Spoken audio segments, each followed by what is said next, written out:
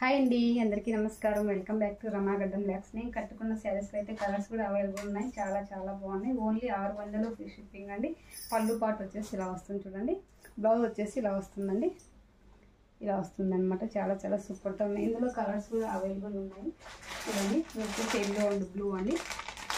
ఇలా ఎల్లో వస్తుంది, బ్లూ వస్తుంది. కింద బార్డర్ వచ్చేసి బ్లూ కలరు.